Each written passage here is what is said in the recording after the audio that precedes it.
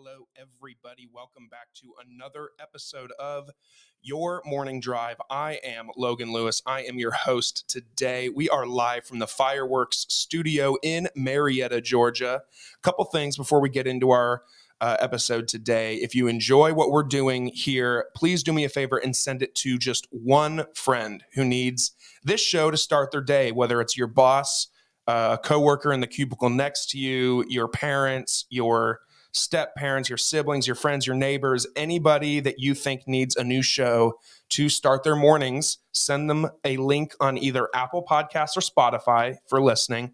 And if they want to watch in full on YouTube, they can do that as well. Everything is just at Your Morning Drive. If you want to support then more than just listening, you can do so also by following along on social media. That's where you'll get clips and episode announcements and behind the scenes stuff, sponsors, and all of those fun things. Instagram and TikTok, again, just at Your Morning Drive.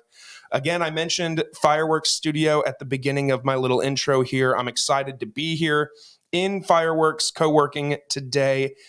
For those of you who don't know, they are a creative co-working space focused on supporting the local community and uplifting creative entrepreneurs.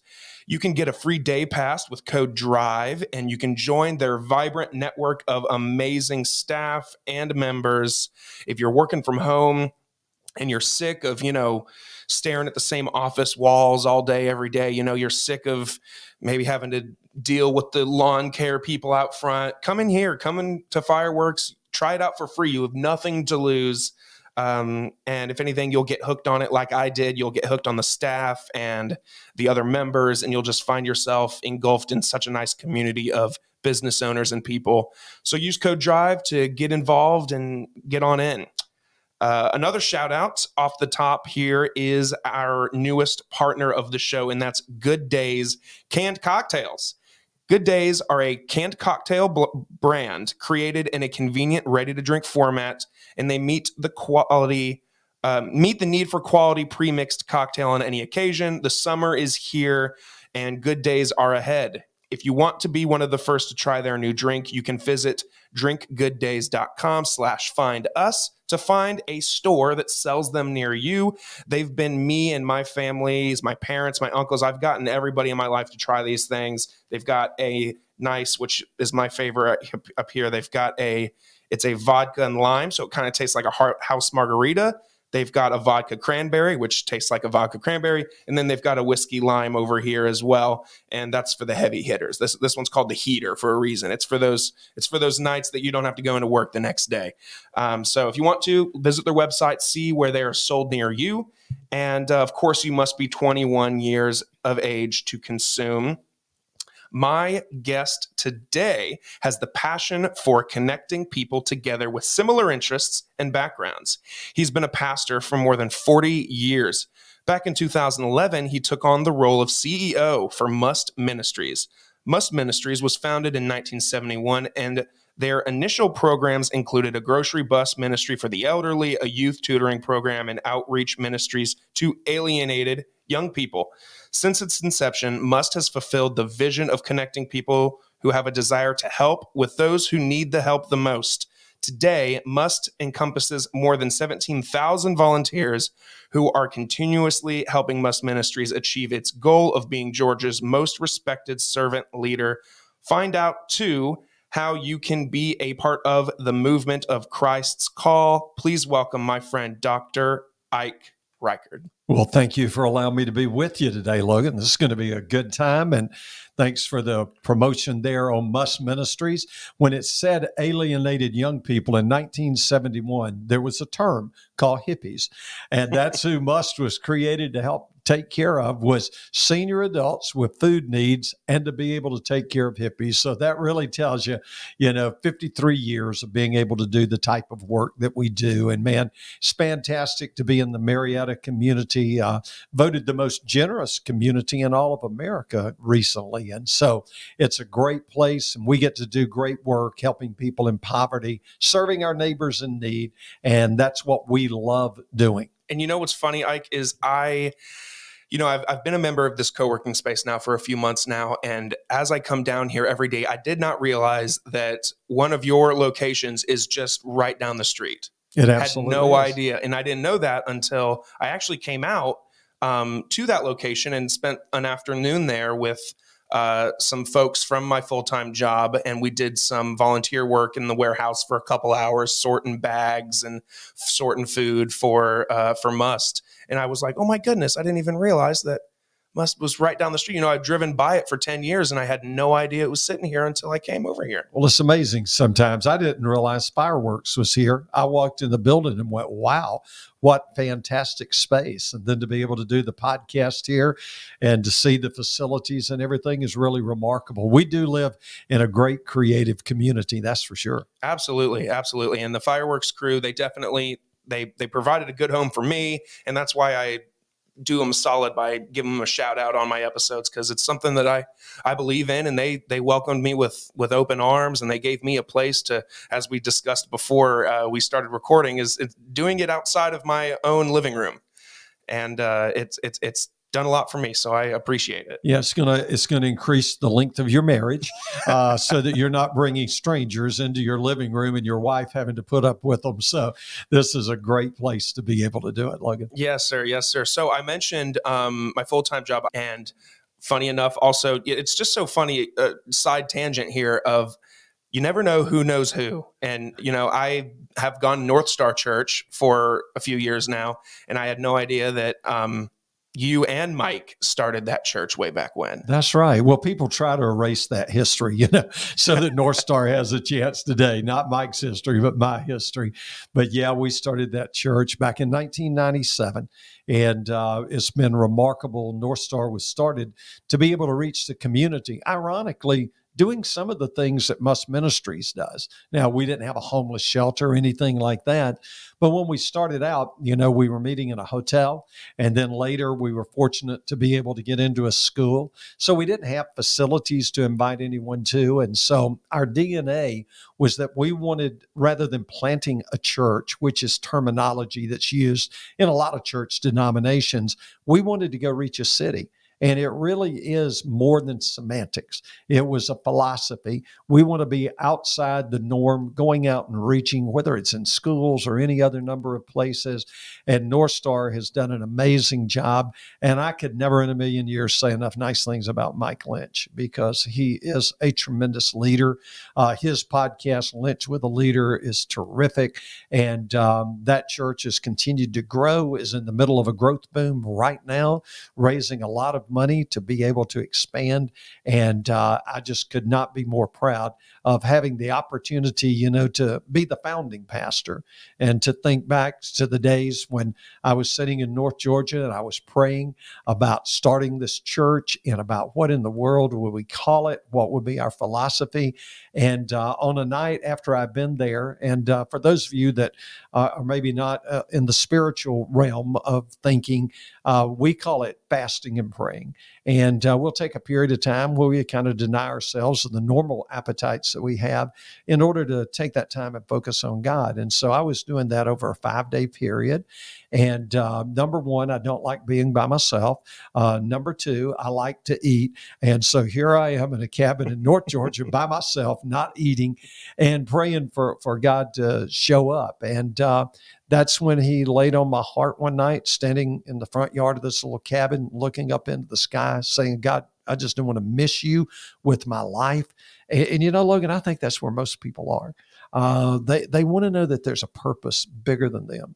They want to understand what their why is. And so I'm standing in that front yard and I'm looking up at the sky and I'm just praying and saying, God, please give me direction. And for me, as clear as a bell in my spirit, I won't say I heard a voice, but I felt it in my spirit. Start a church, call it North Star. I was looking for the North Star, call it North Star. And your ethos is for heaven's sake. That's why this church is on this earth, for heaven's sake. And so North Star has always been about changed lives.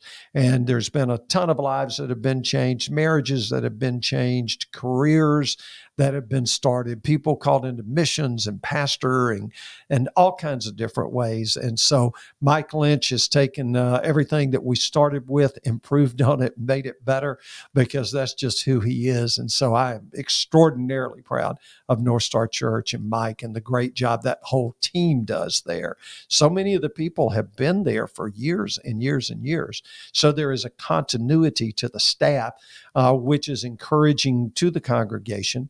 And they've added a lot of new staff. Mike's smart. He hires a lot of younger people, and he makes sure that everything is relevant, and it sure is. So they do a tremendous job. We're here in the summer months, and we're about to wind it up, and kids are getting ready to go back to school. Over those 9 weeks, MUST will have probably served close to 500,000 meals to children during That's those amazing. 9 weeks. Isn't that incredible? It's incredible. All started 29 years ago because some school teachers came to the people at MUST and said, I'm worried about some of my kids not being able to eat this summer. They're in tough situations. Is there anything you can do? And out of that burden, that's how that was birthed. And, everybody is looking for a vision in their life. And sometimes when you think about your vision, you go, oh man, I want to do something that just lights me up. But sometimes the greatest visions come out of burdens. You see something that shouldn't be, and you want to see it changed. And those school teachers were looking at kids that they were worried that when the school year ended, they're not going to have breakfast and lunch, and maybe even not dinner if something's not done. And so when we first started that program 29 years ago, it was small. And, the Bible has this interesting verse. It says, despise not the day of small things, because now those small few lunches have ballooned into nearly 500,000 meals that's helping to feed kids throughout the summer in a 9-county area that MUST helps to cover. And the need is even so much larger than what we can meet. So, it's not an inexpensive project. And there's so many people who give. I spent part of my day today signing letters and thanking people for giving and for making it possible for us to do what we do. There were people going on Amazon, and we have what we call kids kits. And it told you everything that was needed in a kid's kit. And we were getting in items. I think on one particular push, we had over 80,000 items. And the good folks on Fox TV, they were at Channel 5. They've been so good to us. Good Day Atlanta. Paul Milliken, who's a reporter, and Buck Lanford, who's an anchor there, are fully invested. Ron Gant used to play for the Braves and as a broadcaster, came out and made sandwiches one year with us and went out on the ride around. And what that station does for us, publicity wise and creating awareness is absolutely amazing. So all of these different entities come together: Cobb County government, Cobb County schools, Marietta City schools, Cherokee County, Pickens County, Douglas County. I could go on, Fulton County, make up that kind of northern crescent of Atlanta. We cross all the way over to Gwinnett County and make our way back around down to Douglas County. So that's kind of the coverage area that we have. And we're just, really proud of that. We also, during the school year, we have pantries inside of schools. So in Marietta, Cherokee County, and Cobb County, we have altogether 100 schools that participate in our pantry program. The beauty of that is that your school social workers are the ones who choose the families. We don't have to put a caseworker there. That helps us. And so they tell us, here's the families that are in need. And so we're helping to feed people there, because when you look at MUST, we do 5 things. We have shelter for people, and we have the homeless shelter I mentioned earlier, 136 permanent beds, 40 what we call respite beds. So on any given night, just there in that facility, there can be up to 176 people. Now, when there's inclement weather, like right now, we're over 90 degrees again, and we're going to be over 90 for the next few days. So our cooling shelter will be open to help people all during the day when the heat is the strongest. In the winter, When it drops below 35 degrees, we open up a warming shelter. There were 41 nights that it was 35 or below.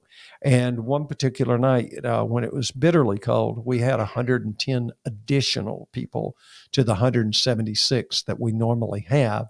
And so great people come around us and help us to do this. So, we're feeding people there at the shelter. On average, 350 meals a day are going to people that are in need. And then you have the feeding program inside the schools. You had the summer lunch feeding program. Just so many things with feeding and with shelter that were thought of. And with the shelter, we also do something called permanent supportive housing. And that's where people on longer term need help. And so on any given night, when I place my head on a pillow, I know there's around 500 to 550 people that are putting their head on a pillow, when I go to bed. So that's 2 of the 5 things that we do. We help to clothe people. Just make that one real quick. We provide physical and mental health care at MUST. And then one thing that a lot of people don't know about us that I think would excite them is that we have workforce development. And last year, 812 people got jobs, represented $26.7 million back into the economy. And so when we're doing that, we're providing the 2 things that we think people need the most when they walk through our door, and that's dignity and respect.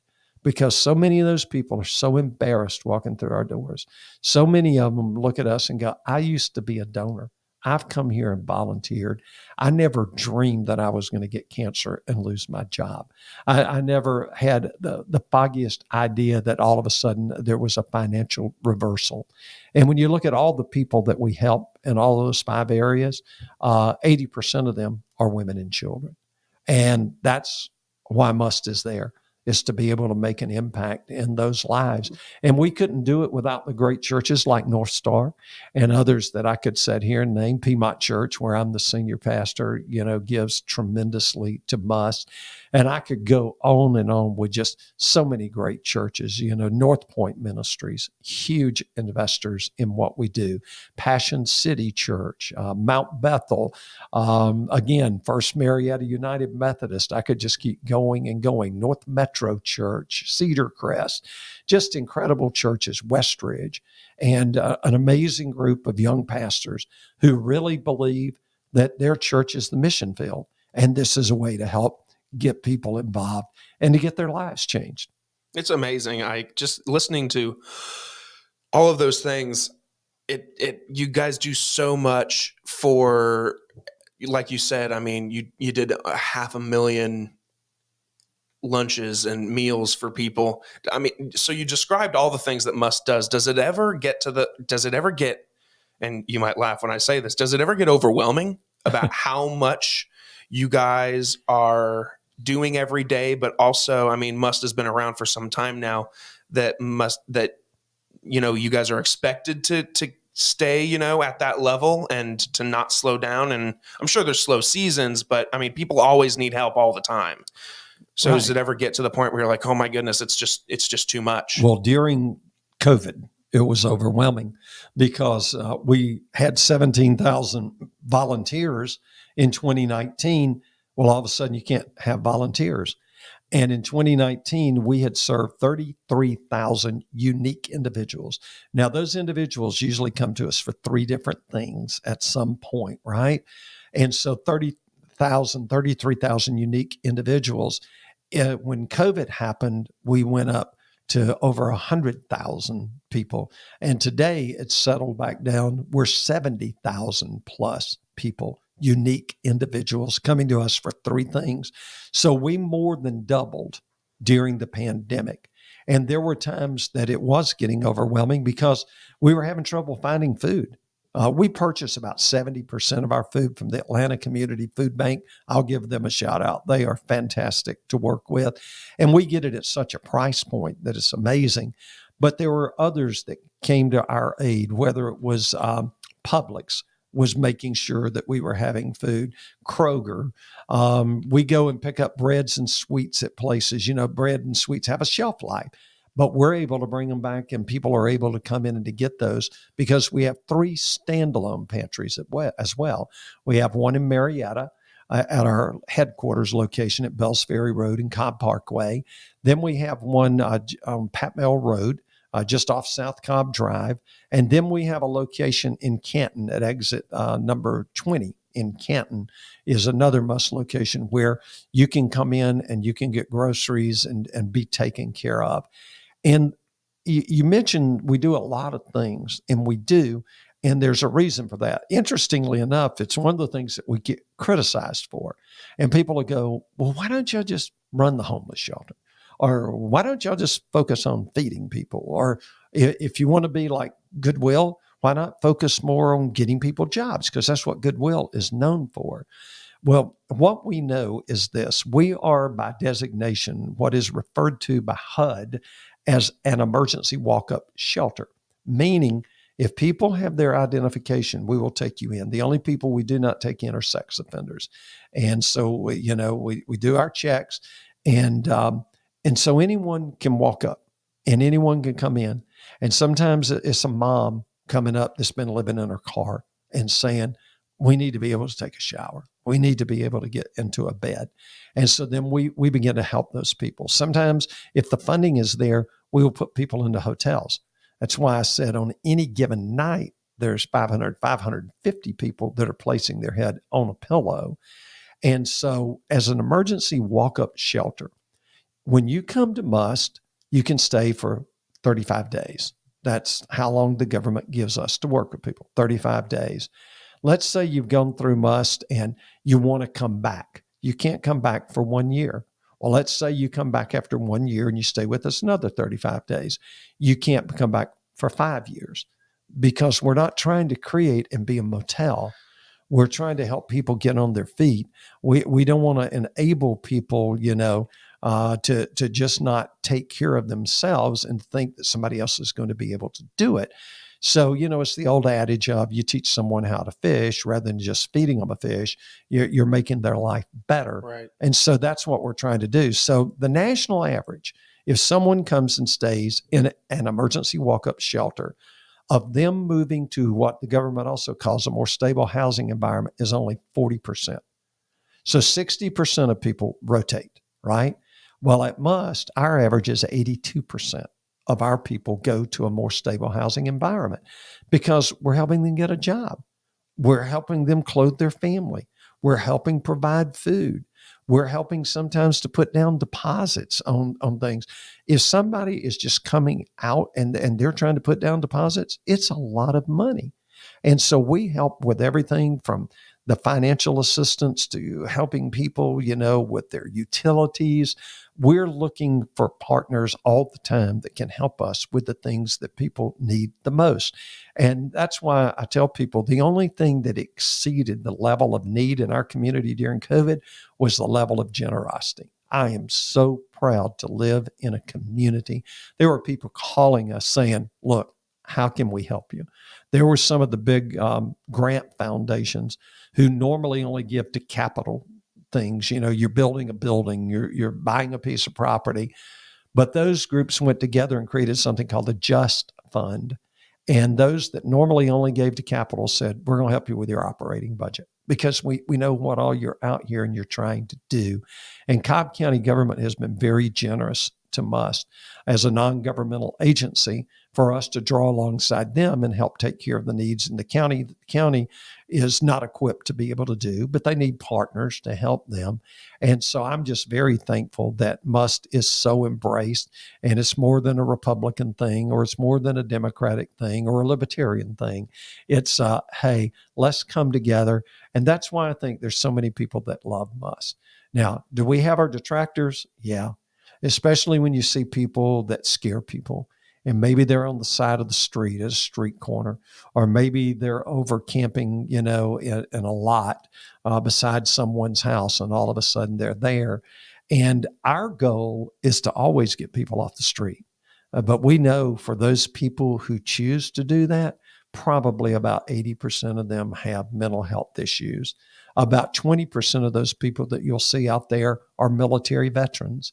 And so there's Tunnels to Towers is building a new facility in South Cobb, and we're so excited that they are. They're taking an old motel and retrofitting it.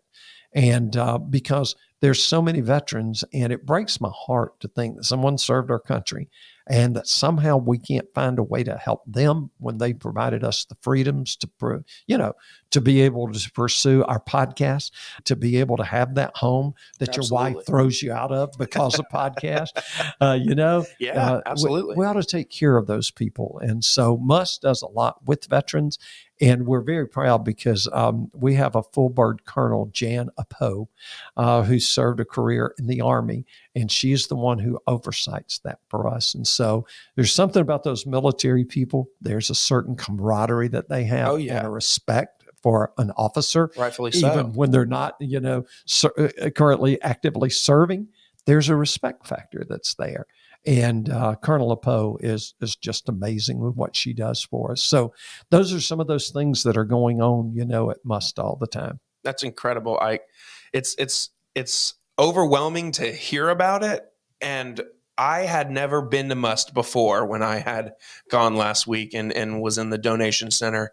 And it was overwhelming. I mean, when there was a nice lady, she gave us a nice tour through the facility before we went into the warehouse and we're sorting items. She gave us a very nice tour. And as I'm walking around and looking at all the bins of toiletries or the bins of, slippers or the bags and bags of rice, or it got to a point where I almost got emotional. I was like, Jesus Christ, like this is incredible. I mean, the fact that, like you said, that we live in the most generous community. I saw that article recently somewhere as well, where Marietta was voted the most generous community. I was like, GoFundMe. Yeah. I was like, clearly it shows, because I mean, it looked like Costco, just aisles and aisles and aisles of just canned goods, boxed goods, snacks, chips, toiletries. It was overwhelming and really powerful. So guess how many tons of food we give away every day on average? Every day? Every day. Oh God, I wouldn't even know. 5 tons. That's 2 full-sized African elephants a day. A day that we're giving away on average. And so it is overwhelming at times, and you see the level of need. We went to put in a pantry at Green Acres Elementary School. And the principal there, we were getting ready to cut the ribbon, and I looked over, and she had tears. And I said, "Are you okay?" And she goes, "Yeah." She said, "I'll explain it to everybody." Because, we're literally getting ready to cut the ribbon. And so she goes, let me tell you why I'm crying. She said, recently, I had a little girl come in right as school was starting, and I was in the hallway. And she came up and she said, "Can you get me something to eat? I'm so hungry." And she said, "Well, honey, did you not have breakfast this morning?" She said, "No, ma'am." And she said, "And I didn't have dinner last night." And the principal said, "Well, why didn't you have dinner last night?" She said, "Because it wasn't my turn to eat." Can you imagine being a father and having to look at a child and say, "You're not going to get to eat tonight"? And so when our staff was standing there and we heard that story, we were so overwhelmed. Yeah. Just thinking, shook. What we do really does make a difference. And that this little girl did have something to eat, and she's going to have something to eat, and her family's going to have another resource. We're not there to replace the grocery store. We're there to supplement what they're trying to do. I was listening to WSB radio last week, and they said something kind of startled me. They said that if you got a 2-bedroom apartment in the metropolitan Atlanta area, in order to afford that apartment, if you made a minimum wage, you would have to work 3.5 jobs to afford the apartment and to be able to afford to live in our community. 3.5 jobs. I think they said 140 out of 168 hours you would be working. And so we see people that can't afford a home. The dream of home ownership is gone for so many people, with the median price approaching $450,000. And so you see people just desperate for where to go. And you run into the people that are not in my backyard. I think y'all ought to do something to help them, but just not anywhere near where I live. I don't know where people think you're going to ship people too. And I think it's a part of the human dignity experience that we look after each other, that we take care of each other. And then I'll have people say things to me from the Christian community sometimes. They'll go, well, doesn't the Bible say if a person doesn't work that they shouldn't eat? And I'll go, yeah, but what about when you're working 2 jobs? Right. And you still can't afford the food? Right. You know, what do you do then? Mm-hmm. And we're seeing more and more now, senior adults, back to what MUST was originally started for. So we do these food boxes called Senior Smiles to be able to help senior adults. We're more thoughtful about the size of the servings, all of those kinds of things, because so many of them are living by themselves. And Social Security was never meant to be a retirement program. It was meant to stop mass destitution. But unfortunately, for a lot of people, they've never really made a wage that really gave them a lot in Social Security to start with. And then maybe they didn't have a pension program or a 403B or whatever you have. Mm-hmm. And so there's a lot of people that are finding themselves in dire straits. And I think right now, every day in America, it's something like 10,000 people turn 65. So it's an increasing issue that you're going to see in helping to feed people that are senior adults. It's wild. I'm not surprised at all about the thing you were listening to on the radio the other day, because just me and my wife a year or so ago, we were living in a 1-bedroom apartment, 700 square feet. And for a while, and it was in downtown Kennesaw, so it was in a historic, district. But for this 1-bedroom apartment, it was $1,250 a month. And at the time, it was fine. My wife's a teacher. I work at LGE, of course. And then when it came time to renew the lease, they said, hey, and this is right at the time that the housing, the rates and the prices are skyrocketing. The lady says, yeah, we're seeing a lot of rents go up about 35 to 40%. And I said, 35 to 40%? And she was like, yeah, so that would make your 750 square foot apartment, 1 bedroom, 1 bathroom, your rent every month would be $2,200.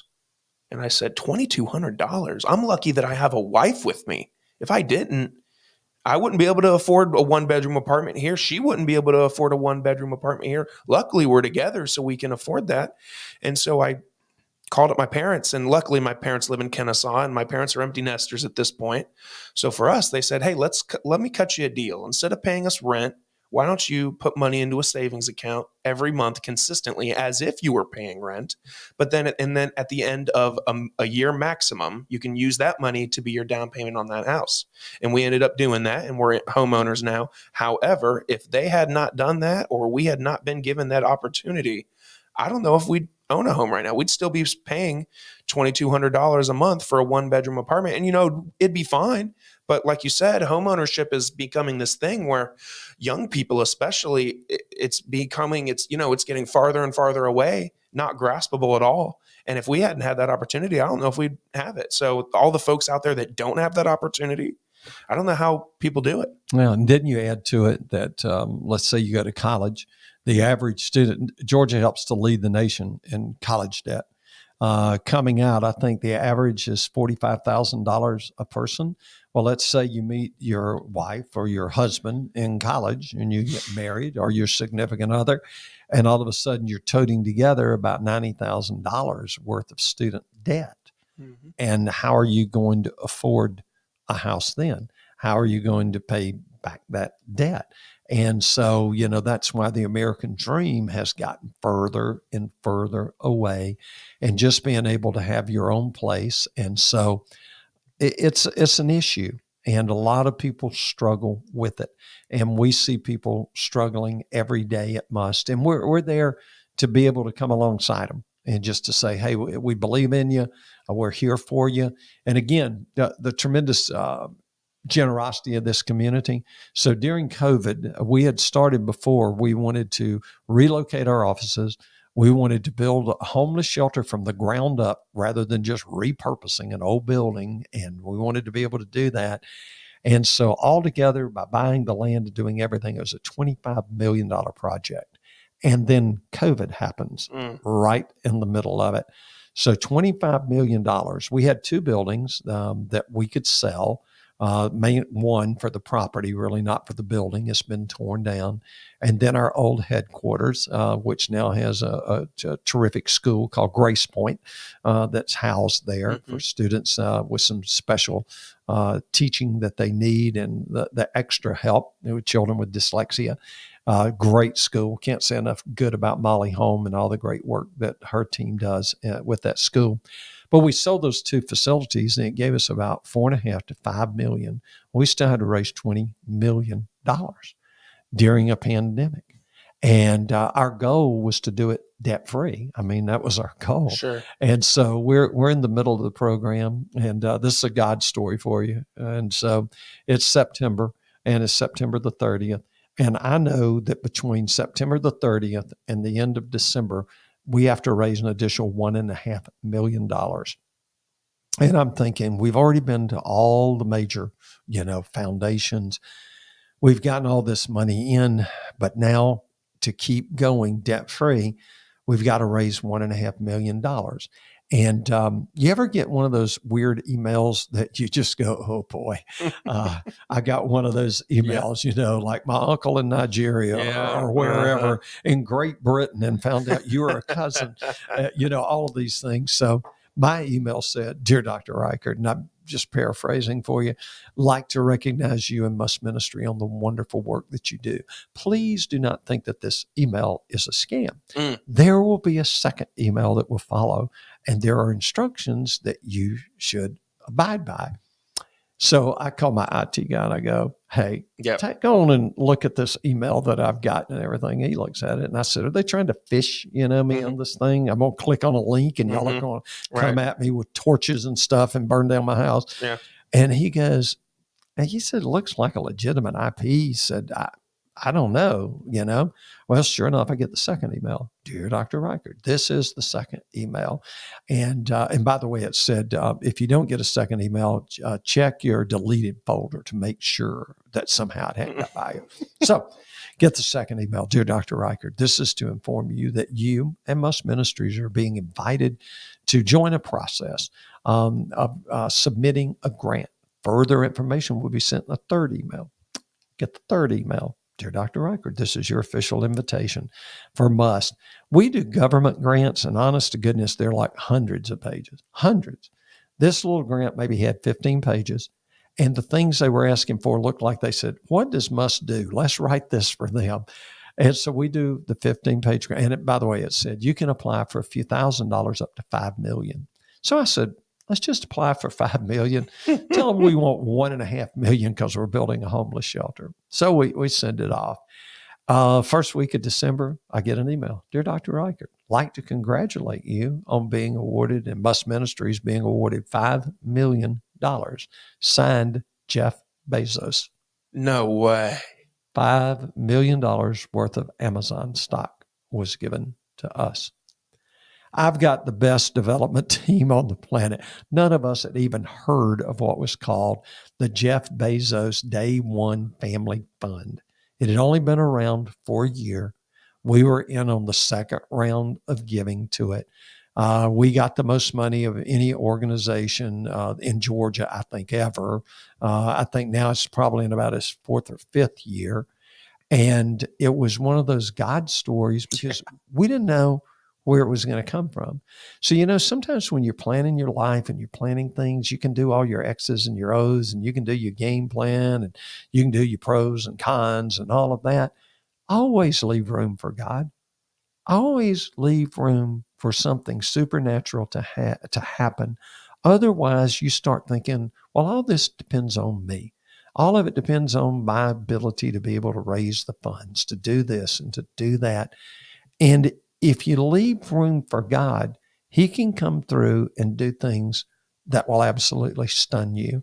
So to finish up the story, we completed the $25 million project debt-free because it gave us the clout to be able to keep going. We never had a construction loan. We were able to keep paying, and we finished with about $100,000 left over. The only thing that we've got to finish, and this will be something you can pray for us, and some of your listeners who pray for us, is that we're doing a medical clinic there. and we've got to finish out the medical clinic. That's going to cost us about $1.2 million probably to be able to finish all of that out. And so, we've got some funds that have come in, but we'd like to finish that one debt-free as well. And then that whole campus will have been done. And so it's been amazing to see the way that we've been blessed to be able to be a blessing. So now 70,000 plus people are able to get their needs met through this little organization that was started to be able to take care of old people and hippies. That's incredible, Ike. I love that story so much. That's amazing. You got me goosebumps as soon as you said Jeff Bezos. That's a good story. You tell a good story, Ike, by the way. Well, that was a good story to tell. and let me tell you, if Jeff will send us another $5 million, I will come back on the podcast and say, guess what happened? I'll hold you to that one. Let's rewind. So we've talked a lot about MUST, but I want to talk about how you got into ministry. Okay. What was that? I mean, from a kid, like, was this a path that you knew from middle school, high school that you were going to chase? Were your parents in ministry? Give me the origin on that. Just the opposite of that scenario. My family is from rural Appalachia, North Carolina, a place called the Nantahala Gorge. It's where we're from. We're mountain people. And my dad and his brothers and everybody in my family, my cousins, they all worked in rock quarries or mines. That's the kind of work that we did. You went further up in the mountains into West Virginia, it'd be coal mines. And so for us, we were more into rock quarries and the mining there in the mountains of North Carolina. And so my dad, one day his boss came to him and said, I want you to go to this place called Atlanta, Georgia. And I was 4 years old. And my dad came down to Atlanta. My dad took him to Marietta Street in downtown Atlanta. And there was a former prison quarry owned by Fulton County. And he took my dad up on a hill and he said, son, what do you see when you look down there? And my dad said, I don't know. What do you see? And he said, I see a gold mine. He said, we've signed a 50-year lease on this. And I want you to come here and I want you to run the quarry. Now, by running the quarry, not in an office, my dad labored, and my dad could fix anything in the world, drive anything. And so he was the guy down in the quarry with the guys who are busting up the rock and drilling and blasting and all of that kind of stuff, which he absolutely loved. That was his life. So I moved from rural Appalachia, North Carolina, to Marietta Street in downtown Atlanta. You talk about culture shock. Mm-hmm. Oh my goodness. We talk different in the mountains. We put a far in our fireplace when we get cold, and we have a steering wheel. That's how you get your car around. You just take your steering wheel and turn it over here to the right. And mayonnaise is not a condiment. Mayonnaise is a statement of fact. Man, when Nays paved that road out front, it's going to take a lot of wear and tear off of our cars. You know, we were country mountain people. Yeah. And so I come to downtown Atlanta and people would say, hey, Ike, say this word. Hey, Ike, say that word. So I became very introverted. I became the kid in school that if there was an oral report, I wouldn't show up, because I was petrified of speaking in front of people because I sounded different. I've got a Western North Carolina twang to my voice. Mm-hmm. It's different. And it seems to run in my people. And I'm very proud of my people. But growing up there in the mountains and then moving to downtown Atlanta was a culture shock. And it was also a religious shock for my family, because churches in the mountains were nothing like churches in the city. And so my parents weren't comfortable with like going to a city church or anything like that. So church was never a part of my equation, ever. Wow. And so didn't grow up going to church at all. My senior year of high school, the guidance counselor calls me and he goes, so Ike, what are you going to do when you graduate? In other words, which college are you going to go to? And I said, I'm going to go to work in rock quarry. He goes, you're going to do what? I said, I'm going to go to work in a rock quarry. He goes, why in the world would you go to work in a rock quarry? Now I'm the baby of my family. I said, well, my brother-in-law works there. My brother works there. My dad works there. He's the foreman in the rock quarry. I got uncles everywhere all over that rock quarry and cousins. They'd all come to this inner city part of Atlanta to work in this rock quarry. And it's now part of the Beltline Project. They shoot a lot of the movies over there. Okay, yeah. Living Dead and all that. Yeah. Shoot scenes in the quarry.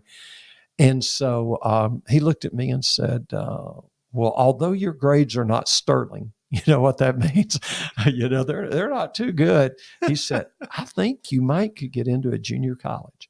Now, this is in April, and I'm graduating in May. I had never thought about going to college. Hadn't even crossed your mind. Nobody in my family had ever been to college. I'm the baby. Yeah. No, it had not. That's why J.D. Vance, right now, his book, Hillbilly Elegy, that book was given to me by former Governor Roy Barnes. And he said, I think you'll really appreciate this book. And I read it, and I couldn't wait for the movie to come out, directed by Ron Howard. The movie's not as good as the book. Okay, I enjoyed the movie, so I need to go read the book. But it's the book of his journey from that kind of a background to seeing his life change. Yeah, and so he said you could get into a junior college. So I enrolled at a place called Kennesaw Junior College.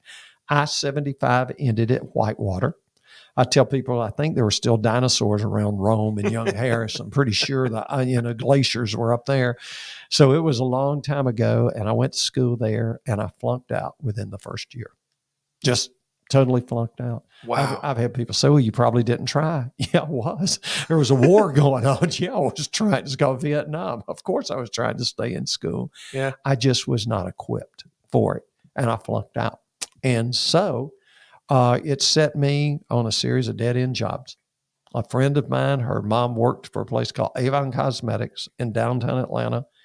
And she said, my mom could get you a job because we rode back and forth to school. And I'm saying, I don't know what I'm going to tell my parents now. You know, my parents are going to go, okay, time to go get a job. Do something real. You tried this, Time for the quarry. Exactly. And that's what I thought it would be. Yeah. And so she talked to her mom, and her mom got me an opportunity, and I got a job loading trucks. And so it's hot loading trucks. And I've worked there, I don't know, a year and a half or something. It's summer. It was 115 degrees that day. I can remember seeing the thermometer hanging there, and they had this big fans blowing in the back of those trucks. And I came home that night, and I'm sitting in front of the TV, and a commercial comes on. And the guy goes, are you working a dead-end job? And I went, yes, I am. You went, are you tired? Exactly. Is he talking to me? And are you tired of backbreaking labor? Yes, I am. Do you like music? Well, yeah, I do. What about becoming a disc jockey? Now, this is the kid who got sick if there was an oral report. But I'm listening to this, looking at my life right now. And he said you could go to concerts if you're a disc jockey. And what about playing music all day long? And I thought, man, I love music. This could be awesome. What I didn't know was they had set up all of these schools to catch all the GIs coming back from Vietnam. I was kind of on the backside of Vietnam. And they were trying to catch all of these guys who had GI money. And so they had all these different schools. So I went to the Columbia School of Broadcasting to become a disc jockey. And I was fortunate. I actually learned how to run a board and do all the stuff and got my, third class license and all that, where I could turn on equipment and everything. So I became a disc jockey, and I was very fortunate. I think out of a class of about 70, there were 3 of us that had a job when the class ended. Wow. And I went to a place called Aiken, South Carolina, just outside of Augusta. And so that's where I went to do my first radio station, WAKN, AM and FM. Wow. This is not the story I thought you were going to tell me. Well, it is the truth. And all of my stations were pretty much you had to drive to the station and bend a coat hanger to pick them up. It was nothing that was glamorous. But I'm down in Augusta, and I get a call one day, and I called my house, and my mom said, hey, this guy called you and wants you to call. And so I called, and it was a radio station in Cobb County. And there were a couple of them, WYNX, which was an AM station, and WFOM, which is still on the air. And it's also now, I think it's 106.3 maybe. And so 1230 on your AM listening dial. And so both of those were looking for someone. One needed someone on the weekend, and one needed someone during the week for drive time. And so I had 2 different names on the air. And I came back and did both jobs. And that's how, so I was right here in Cobb County. And I did some news for them. And one day I got this assignment to go out and to interview this guy that was going to run for governor of Georgia, named Jimmy Carter. And so I have this picture on the Marietta Square. It is so cool. As I'm interviewing him, having no earthly idea that guy's going to become president of the United States of America. That's insane. Is that not crazy? And so I came and I did that kind of work. But then where my life changed was I was dating someone, and that someone was a Christian. And I know not everybody listening to your podcast, is a spiritual person. But for me, this was the change. And so I started going to church with her. Okay. And on Sunday evenings, because she could only go out one night on the weekend between Friday or Saturday. You get to choose which one do you want to do. Strict parents, church going parents. Yep. But if you went to church on Sunday night, then you could go out after church. And we would go to the Varsity in downtown Atlanta because the church was right in downtown Atlanta. And so I started going to church and I started listening. And I was doing the disc jockey thing, even did some work at the Rock Quarry on the side, make extra money. And one Sunday night, the youth minister stands up. His name's John Yarbrough.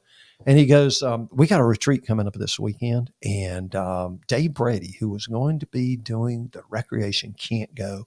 I was coaching Pop Warner football and baseball and playing way too many sports myself. I was on too many softball teams, how I filled up my world.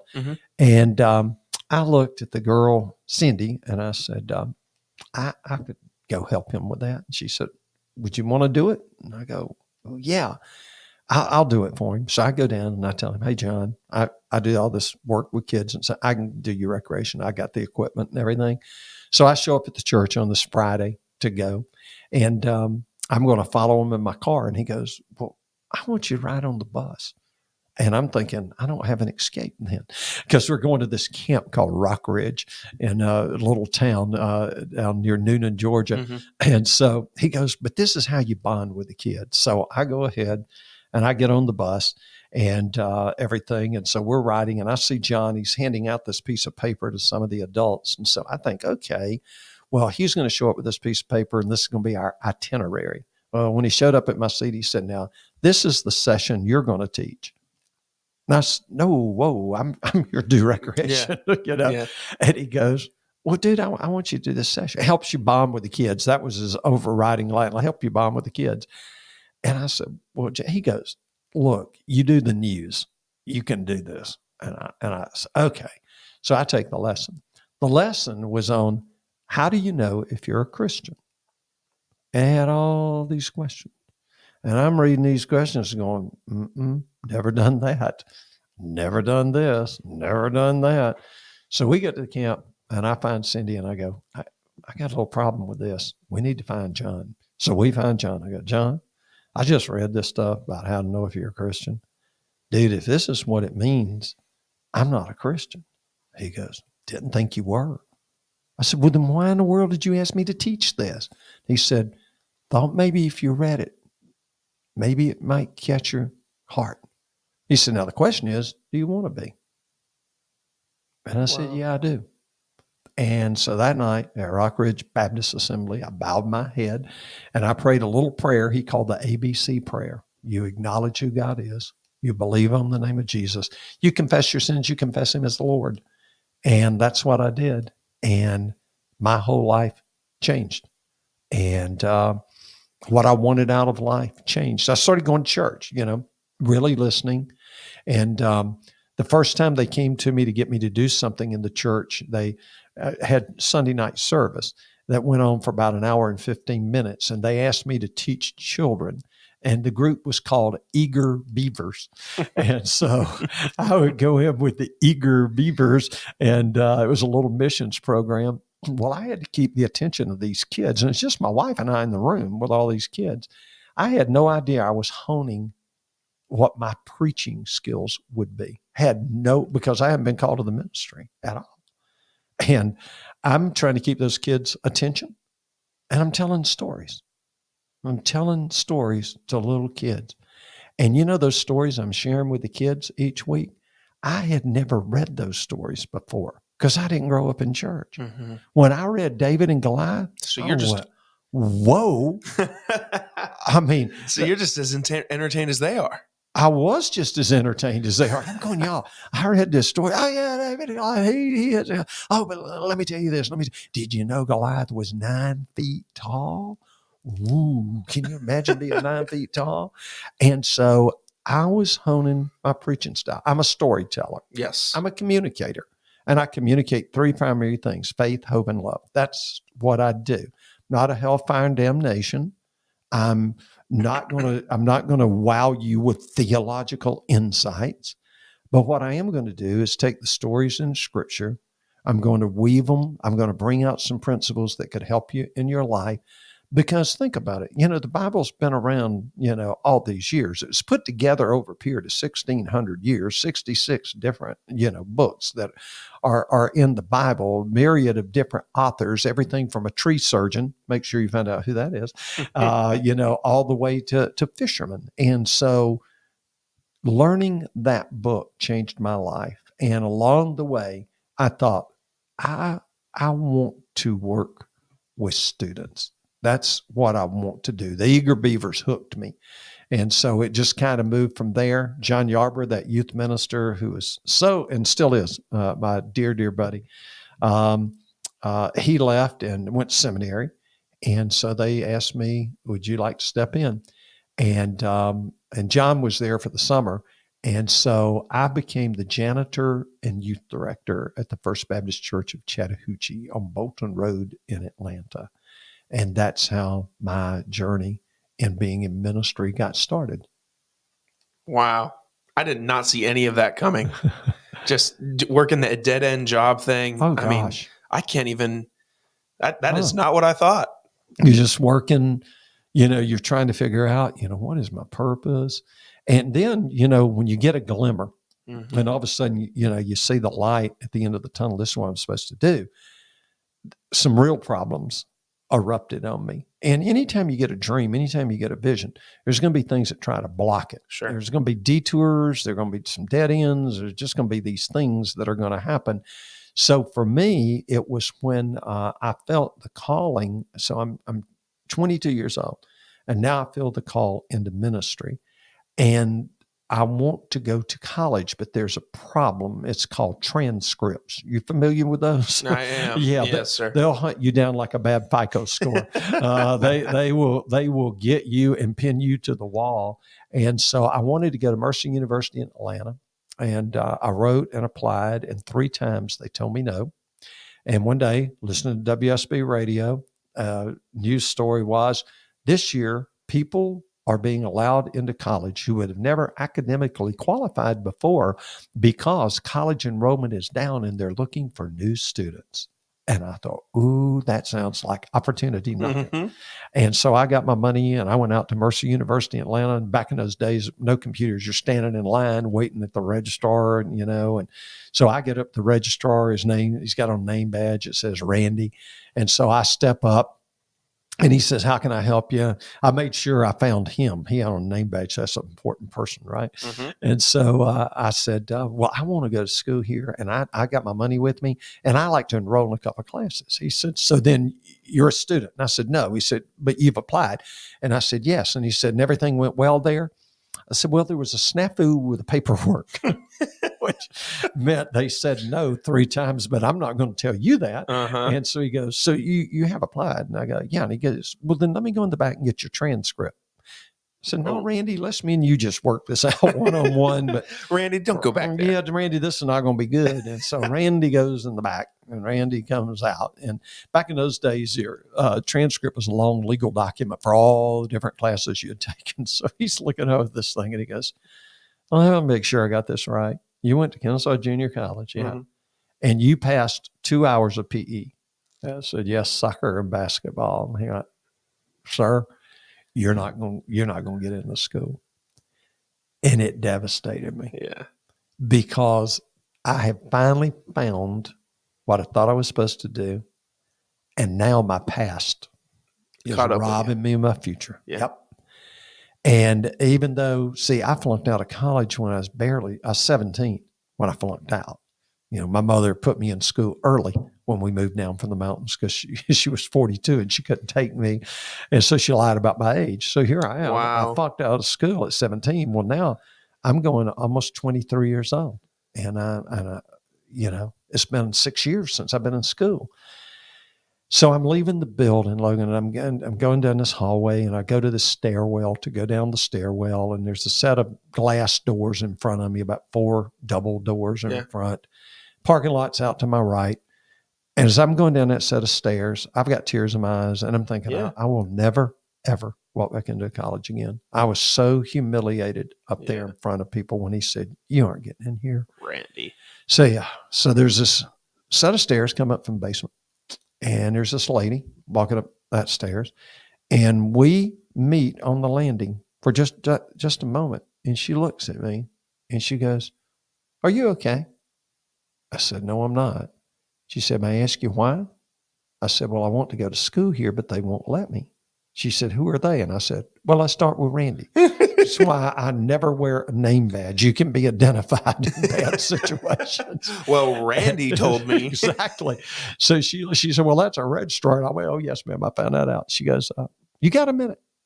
And I go, "Sure." She goes, "Walk back upstairs with me," right where I just walked in. We walked up. There was a little setting area there, and there was like a Queen Anne chair. And I sat down in the chair across from it, and she laces her fingers together, puts her elbows on her knees.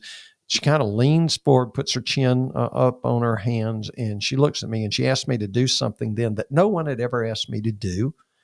But now I've asked thousands of people to do since, because she taught me how to do this. She looked at me and she said, "Tell me your story." I said, "I don't have a story." She said, "Son, everybody has a story. Why are you here?" And I said, "Well, I've had this faith experience.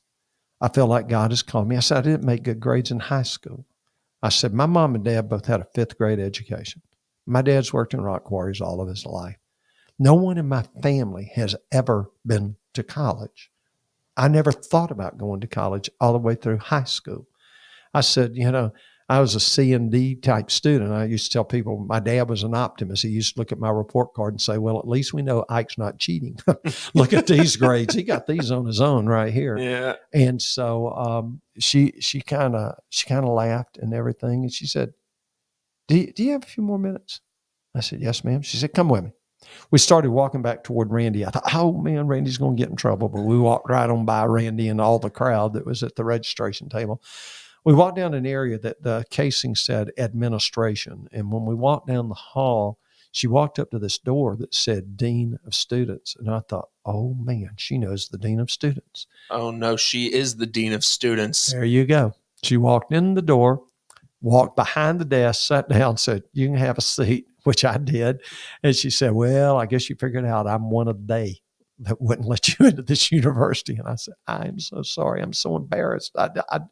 She said, "My name is Gene Hendricks. I'm the Dean of Students." So in a stairwell, my whole life changed.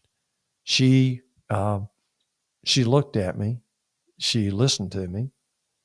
She impacted my life so greatly. So she's looking at me across the desk. She said, "You're sincere, aren't you?" I go, "Yes, ma'am, I really am. This is my chance to change my life. They've created a job for me at a church. If I can get in school, I'm going to be the janitor and the youth director, so I can go to school." And she goes, "I'll tell you what I'm going to do." She said, "I'm going to be your patron." I said, "What does that mean?" She said, "Well, a patron is someone who takes someone on and looks after them." She said, "You're going to get into the school on my name, not yours." And I went, "Well, good, because mine wasn't working worth a flip." I mean, Randy turned mine away. Yeah, Randy doesn't like Reichards. And so she said, "So here's the deal." She said, 3 things you got to do. I said, "Okay." She said, "Number 1, every time you get your grades, this next set of eyes that look at them are going to be mine." I said, "Okay." Number 2, I want to see you every week. Whether you catch me after a convocation, I'm going to introduce you to my administrative assistant. You make an appointment. Every week, I want to see you. Okay. Number 3, you're going to come into the school on probation. I said, well, what does that mean? She said, well, probation would be like if you made bad grades a couple of quarters, we'd put you on probation. I said, with all due respect, I think I can get on probation on my own. Can you give me a little bigger runway here? Because I haven't been in school in 6 years. And she goes, no, she said, you can do this. And then she self-corrected. She goes, no, you will do this. You will do this. So I went to Mercer University in Atlanta. I went year round. It's quarter system then. I graduated in 2 years and 1 quarter. I graduated magna cum laude when I was sort of a Lord have mercy. Graduated magna cum laude. Went on and did my master's. Went on and did my doctorate at Luther Rice Seminary. I've been serving on the board at Liberty University for 30 years. I've served on the board of several other colleges, Brewton Parker College down in South Georgia. And my life was changed in a stairwell. I tell people all the time, my mentor in life was a man named Zig Ziglar. That's the guy who took me under his wing and just changed my life and became one of my dearest friends in the world. I read his book called See You at the Top. And it was that book, before I ever knew Zig, that was the book that made me want to go to college. I became a Christian, started reading the Bible, read this book, See You at the Top, and I set a goal of going to college. First goal I ever set. And so Zig was just that huge influence in my life. John Maxwell is a guy that Zig introduced me to when John was running tapes in his garage. And we became best friends and have been through all these years. And those are two of the greatest leadership gurus on the planet. But the greatest lesson I've ever learned about leadership, I was a 7th grade school patrol boy. I don't know if you were ever a safety patrol officer at your school, but if there's anything bad breaks out, you find somebody that was a school safety patrol officer. They will get you safely to where you need to go. And I always kid when I'm in a large group, I'll say, how many of you were a school safety patrol officer? It's pretty amazing. People raise their hand. I go, do y'all remember the motto? And nobody ever remembers the motto until I start saying it. And one guy did yell out one night, stop, drop, and roll. I went, dude, that's if you're on fire. That has nothing to do with the safety patrol motto. Safety patrol motto is you stop, you look, and you listen. You stop, you look, and you listen. In a stairwell, Jean Hendricks stopped. She looked at me. She saw I was upset. And then she said, can I talk to you? And then she asked me that fateful question. Would you tell me your story? And a Nobel Prize winning physicist a few years ago said, I don't think the universe is held together by atoms anymore. I think it's held together by stories. You find somebody you might think that you're at odds with. If you sit down with them, they start telling you their story. All of a sudden you go, wow, well, I never knew that about this person. I never knew that about that person. And stories are what holds us together. And everybody has their story. And for Jean Hendricks, she intersected my life. And I've had people say, wow, I need to find my person in the stairwell. And I always say, well, what if you were the person in the stairwell for somebody? Because sometimes it can just be encouraging somebody. You got a dream for somebody? Hey, man, that's great. Sometimes it's sitting down and writing them a note and just saying, thinking about you today, praying for you today, because we all need encouragement because this world will beat you up. So Jean Hendricks, just to wind up this part of this, she had never married, so she never had children, and yet she was the most fulfilled person I've ever met. And I asked her one day, I said, you didn't choose the traditional path, but you're so fulfilled, what's your secret? She said, I have learned how to give myself away, a little bit of me, every day to somebody. That's what I've learned to do. And I found out that really does make a difference. And so Dr. Jean one day was in Atlanta. She stepped out of being dean and she went back in the classroom. She's brilliant in psychology. She was in the Atlanta area and she was driving around 285 and she pulled off and went into a fast food restaurant and said, I don't know who I am right now. And she had suffered an aneurysm, a brain aneurysm. And so she had to go into an assisted care living home. And we would talk all the time, always at night. She'd call me at night. We'd just sit there and we'd just talk, the day before cell phones, we'd just talk. If I bought a book, I'd buy 2 copies. I'd send her one, and then I'd say, walk me through the book. What did you see? Because she was so brilliant, and it was showing up in my sermons, and I was looking so smart. I was above the eager beavers now. I had to deal with adults. And it would get late, and she'd go, well, I'm going to let you go. I'm going to let you go. Hey, before I do, can I ask you something? I always knew what was coming. I go, yes, ma'am. She'd go, that day we met. She said, tell me about it again. I'd say, well, I was coming down a set of stairs. And she'd say, and I was coming up from the basement, wasn't I? I was coming up from Colin Harris's office. Yes, ma'am. And we met on that landing, and you started talking to me, and you invited me up to sit down and talk, and you changed my life. She'd go, Ike, you give me too much credit. And I go, Dr. Hendricks, I could never give you enough credit for the way that you changed my life. And so one day I got the call that she had passed away. Mm-hmm. And her family said, we want you to conduct a funeral. So I went down to this little church in the middle of Georgia, and this huge intellect had come out of this little tiny community. And I did the funeral service, and there were a lot of faculty from Mercer that were there that day. And so later I got a call from Mercer, and they said, hey, we want to do a memorial service for Dr. Gene. We want you to be the speaker, And I said, okay, I'd love to do that. So I go out to Mercer. I didn't know where it was going to be held, and it was being held in a place called the Cecil B. Day Auditorium.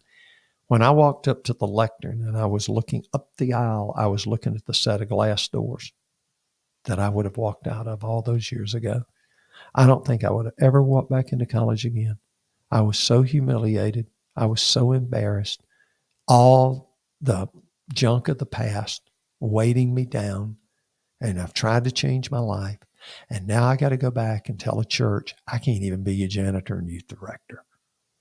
I was whipped. And she stepped in, and she stopped, and she looked, and she listened. You do those 3 things in your marriage, you'll change your marriage.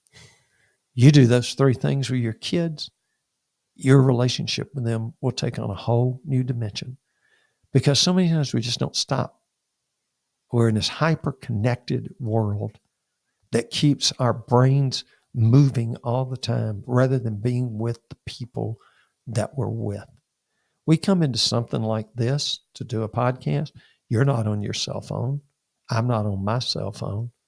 But when we go into a restaurant, sometimes we think we're being good by turning it over, but then we hear it buzz and we flip it over just to make sure that, that the president's not calling to get our advice on something. And when you do that, you've just told the person you're with, there might have been somebody that was more important than you trying to get in touch with me. And so if we can learn to do that, to stop, to look, and to listen. So after the funeral, and by the way, I also did Zig Ziglar's funeral, wow, my mentor. And so 2 of the 3 most influential people in my life helping to shape me. John Maxwell's the other one. I've done 2 of those funerals. And so Dr. Hendricks' sister called me, and she said, hey, we're sending you something in the mail. Keep an eye out for it. And I thought, wow, I wonder, maybe they're going to give me a Bible that she had or one of the books that we read together or something like that. They sent me the name plaque off the door, Dean of Students. What that name plaque represented changed my life. I don't have anything in my arsenal of things that I love that mean more to me than that nameplate, because she was my patron. She was the Dean of Students.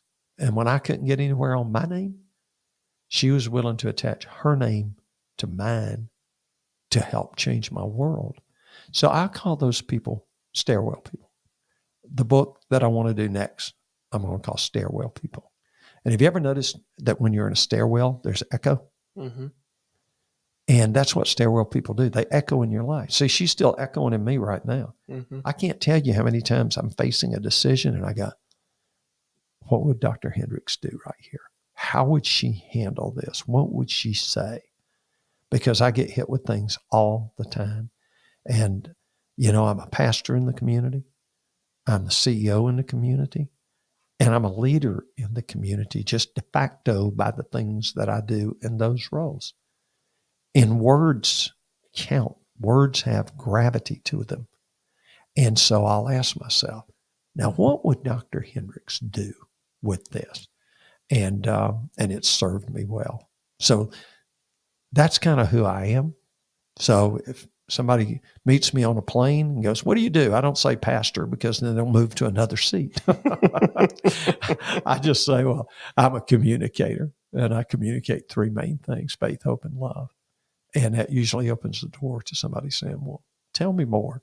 And so then we get to talk about what I do. So that's what I do every day. I get to go tell stories and try to impact people. So Thursday morning, I'll be at the Cherokee County Chamber breakfast.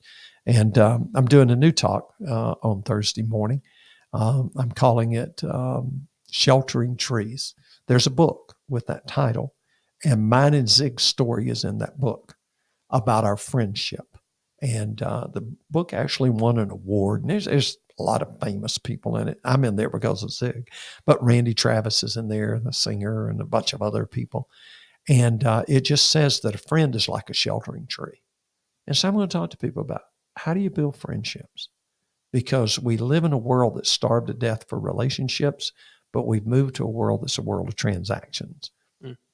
How can you be a great friend to someone? So that's what I'm going to be talking to them about. And I'll just tell the story about meeting Zig and how that encounter helped to change my life.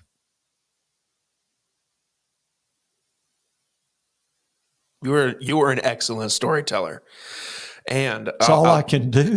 And I'll tell you this, that whole story just speaks to me about telling people stories, because I did an episode with a woman this last weekend, and she's like, "Can I ask you something? Why do you do this?" And I responded to her with, "Everyone's got a story. Yeah, some people just don't ever get to tell it." Oh, exactly. And you're helping people to tell their story. And, you take the seat of, I want them to tell their story. Correct. And I love to flip it when I get to be the one who starts talking to people. Well, tell me about you. Yeah. Why do you do what you do? And of course, I love sharing with people about books. I read all the time because I've never had an original thought in my life. And so, I'm constantly reading great people. There was a guy that was a motivational speaker years ago named Charlie Tremendous Jones. How are you doing? I'm tremendous. And he always said this, he'd go, the books you read and the people, after your formal education, the books you read and the people you meet will change your life more than anything else. And I agree, except I add a third thing. It's the books you read, the people you meet, and the places you travel. Because when you travel other places and you meet people from other cultures and you meet people from other situations, sometimes you just sit back and go, that's just absolutely incredible. And even at MUST, you sat around a lunch table with guys that, are beat up by the world, and you hear some of their stories and you just go, my goodness. So the best leadership lesson, you stop, you look, and you listen. And when you do, you'll walk away encouraged and inspired at what some people have been through and how God's using them. I love all of that, Ike. So every interview that I do, towards the end of it, there's a collection of questions that I ask every guest. They're the same questions. They're very, very casual questions. Okay. We can discuss them if we need to. Otherwise, they can be rapid fire questions if needed. But they're all very human questions. It all brings it back to, whether I'm talking to Dr. Ike or I'm talking to Oprah Winfrey or I'm talking to Tom Hanks or whoever, or the janitor at the church down the street, I'm going to ask him the same questions I'm about to ask you. I can't wait. What is your favorite movie? It's a Wonderful Life. That's a great choice. Because it's the way life should be. I was going to say, because it is. Yeah, we should look after each other, care for each other, because everybody's going through a struggle. And if you're not going through one, hang on. One will come your way. Don't you get disappointed. It's just going to happen.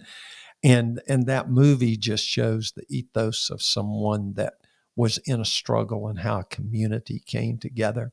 And I just think that when we do those kinds of things, see, to me, you're never more like Jesus than when you serve. And that movie was about a group of people who came together for one of their own that was hurting and said, how can we serve this person at this point in his life. So, and I love Jimmy Stewart. So yeah, it's a wonderful life. There you go. Good choice. What was your first car? My first car was a 1957 Chevrolet because we never had a new car in my family. My dad was a great mechanic. He would find a car that was wrecked and he would rebuild it. I actually thought Bondo was a paint color because our cars were Bondoed everywhere.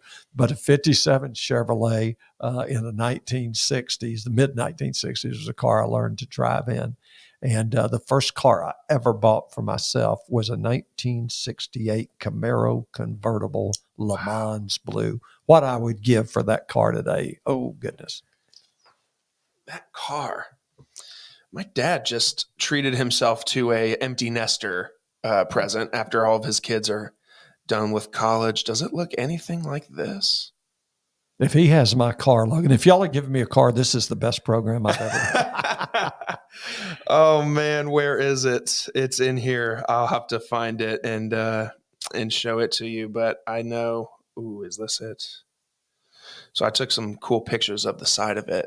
That's the car. That's the car. That's the car. Same color. That's called Le Mans Blue. Oops, that's some Le Mans Blue. Looks like Yep. that.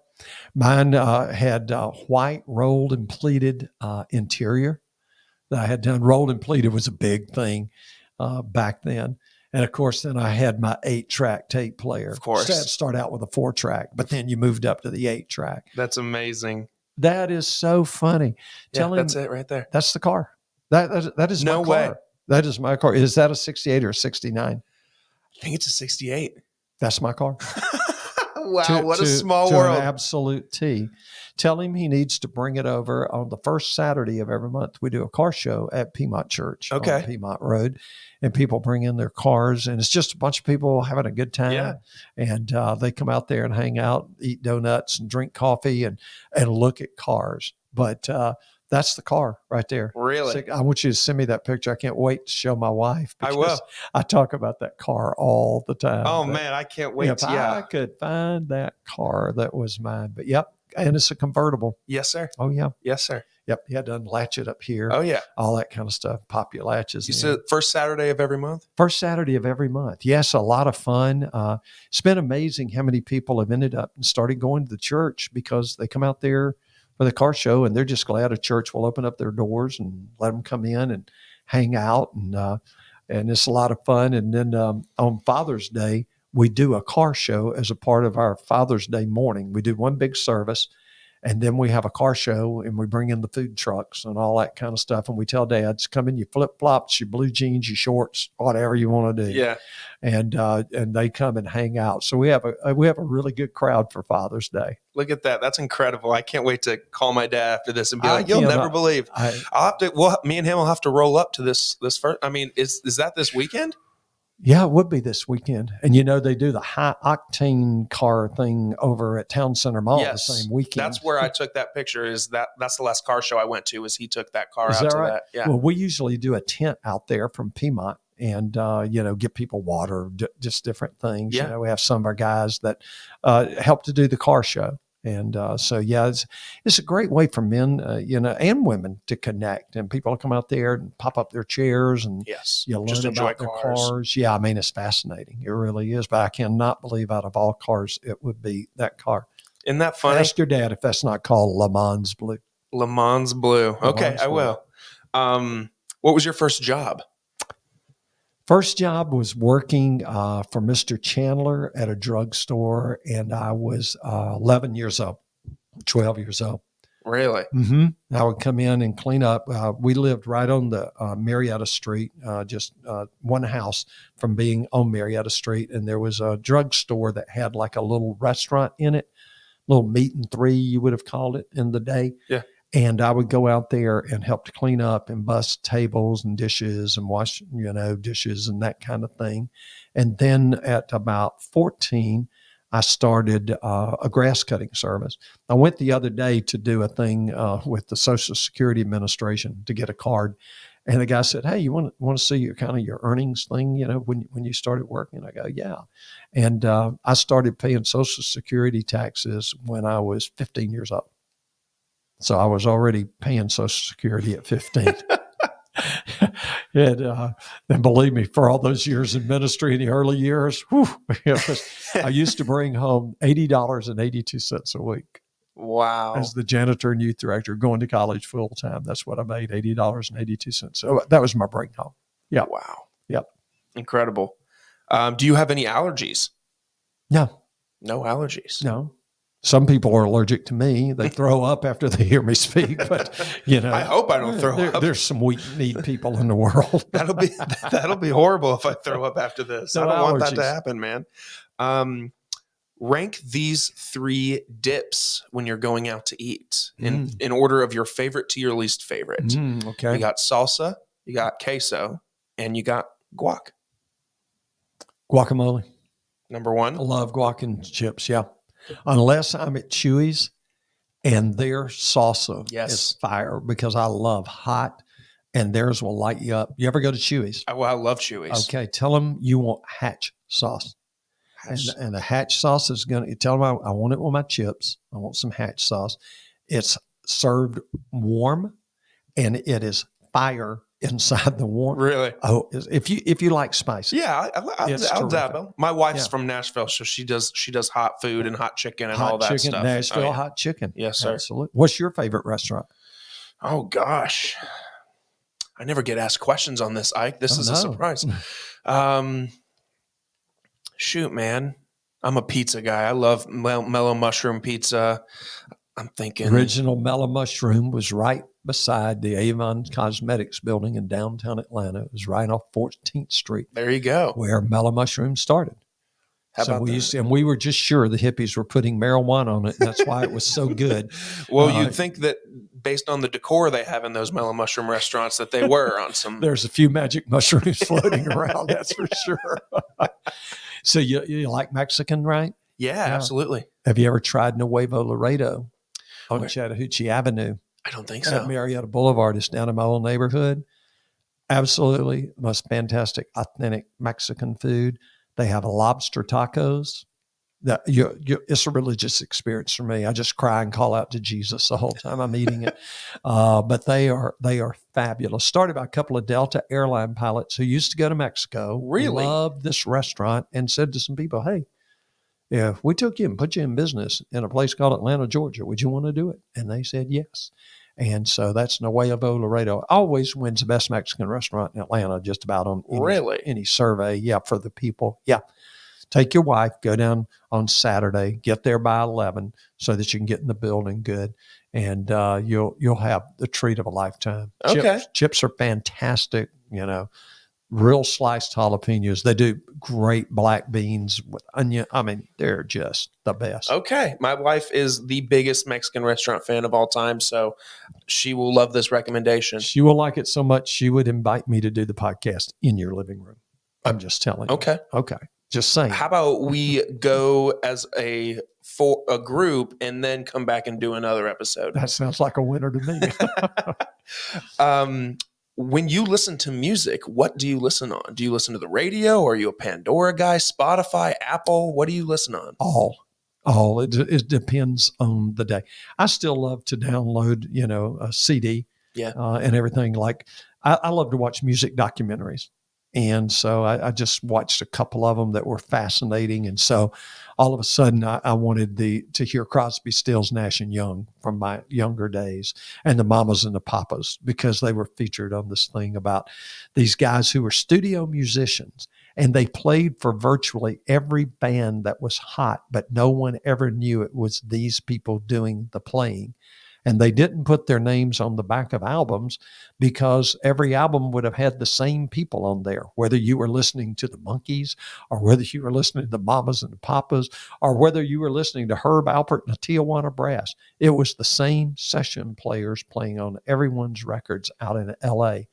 And it is a fascinating documentary on that. So, love that. Watched one recently with Paul McCartney and Rick Ross, which was fascinating. Rick Ross. Yeah. The rapper? Yeah, well, there's a Rick Ross that's a film guy and a bunch of documentary. I was going to say local Atlanta rapper Rick Ross and Paul McCartney. And he stands around in bare feet. But yeah, so documentaries are my favorite thing to watch. I have an insatiable appetite for information. And when you see how things were put together and you go, wow, never knew that. Never had a clue that this was, it's like in It's a Wonderful Life, the snow scenes, you know what the snow scenes were made of? Mm-mm. They were made of cornflakes. Really? Yeah. And they sprayed all this stuff on cornflakes. And at night, all these deers would come in and start eating up that. It was outside of Los Angeles on the set. And the deers were just getting fat off of eating all the cornflakes that were being produced to make it look like snow was falling. That's incredible. Yeah, they said it was sweltering. That speaks to me as well. I went through this phase. I used to think podcasts, documentaries, I used to think like, oh, that sounds like something that, they'd force you to watch in school, a documentary. How lame. But then I went and watched this true crime documentary on Netflix a few years ago. And all of a sudden I just got swept up in it. And I love documentaries now. If I hear a new documentary's coming out, that's a Friday night for me. I'm getting some popcorn and watching a documentary. And I love being in the car listening to a podcast. Yes. I'm listening to one right now called Boomtown. And it's the story of the Texas oil, because for a long time, no one knew there was oil in Texas. Oil was being produced in the United States in Pennsylvania. And that's where Rockefeller and all the others were getting the oil, was from there. And then they found this place called Spindletop down in Texas. That was a big sulfur mound. And this guy thought, man, if there's that much sulfur being produced, there must be oil or something down there. And so it's the whole story of how they started drilling. And that turned out to be the largest oil find, ever. And then how they started finding it all over Texas. So it's the story of the ups and downs of the area of Midland, Odessa. I've had the privilege of going there. I have a great friend that has a car dealership there. And I've been there to speak for him and everything and to work with their dealership. They wanted to be a best place to work. And so I've been in that field as well. I was in corporate America and was a chief people officer. And we had a company that became one of the best places to work in America. And so it opened up the door for me then to go and to work with other companies some. So, and this is where, for me as a person of faith, if I just wait for people to walk in a church, I'm not going to reach as many people. But if I can find ways to take values and the things that Scripture teaches, there's not a great business principle. It's not taught somewhere in the Bible. I mean, it's there. And so if I can go in and I can meet with people and I can connect with them, then maybe they'll begin to look at church people a little differently. Maybe they'll look at the Bible a little bit differently. And so, so Boomtown, Midland, Odessa, that's also where, the movie Friday Night Lights. Yes, sir. And the guy who was the chaplain there for that football team is named Jerry Thorpe. He's a great friend of mine. And that community loves its football. We think we love the Dogs here in Georgia. Now, that may not be your team. It is. But, well, then you obviously are safe because Mike Lynch is a Georgia Tech fan. Oh, I know. Yeah.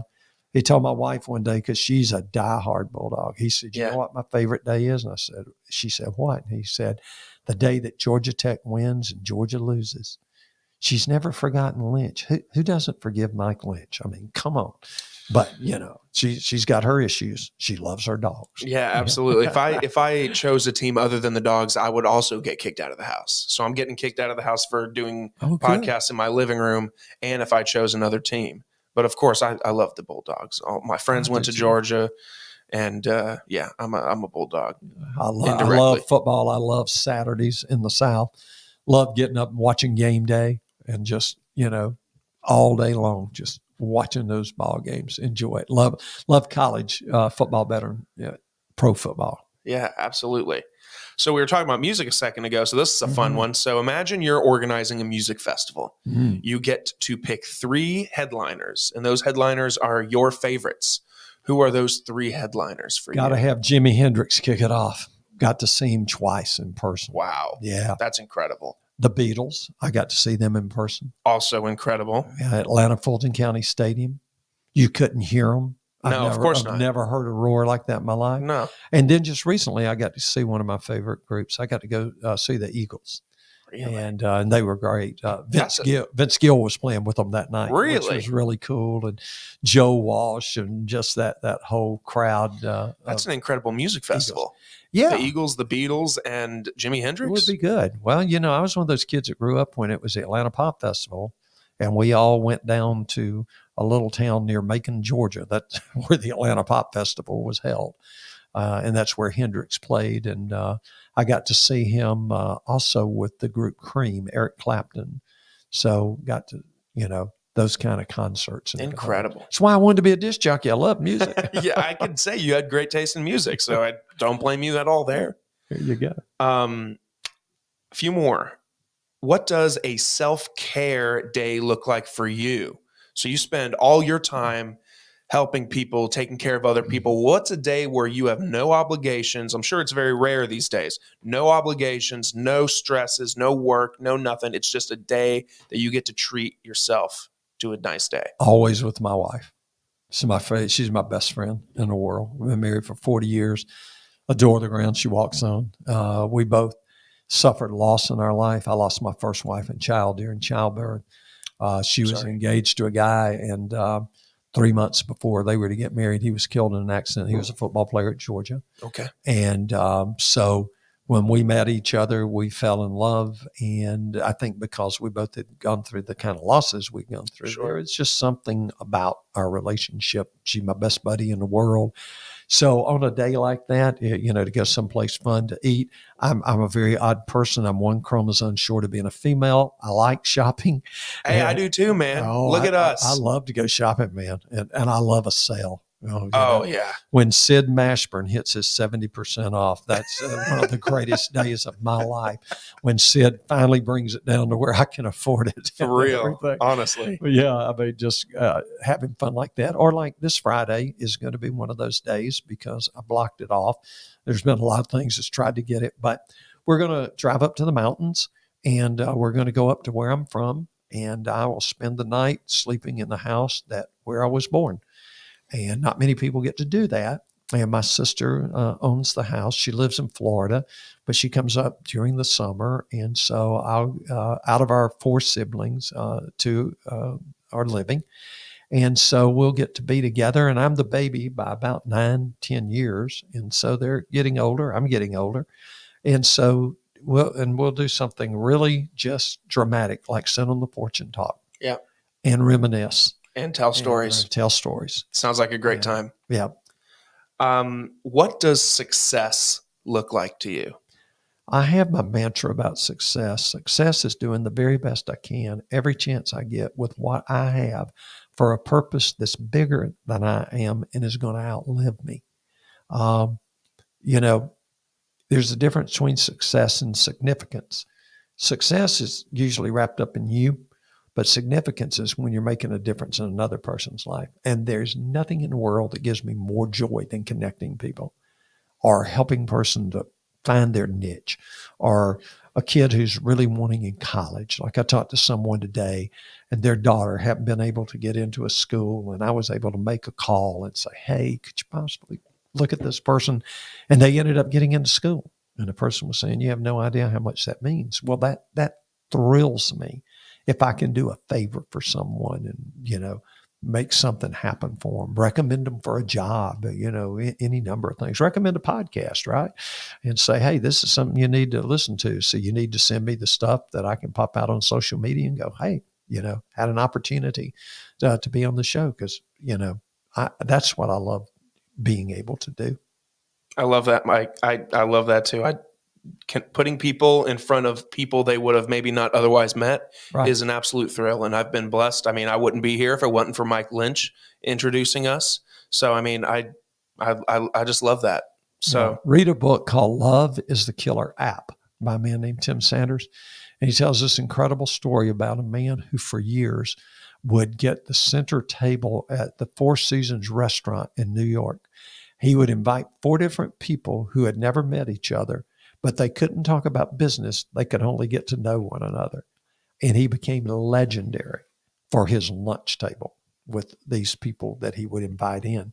But the only way you'd know to do that is you got to get to know those people and invite them. But I think what a great way. If I was retired, wouldn't it be cool to have a Friday table somewhere? And Yes. you bring in these people and just say, hey, I want you to get to know each other, because you just never know the synergies that are going to come about. I know. It's incredible how, like you said earlier, no matter where you stand on issues, no matter how you view things, no matter whether, where you come from, we are all so similar. And yeah.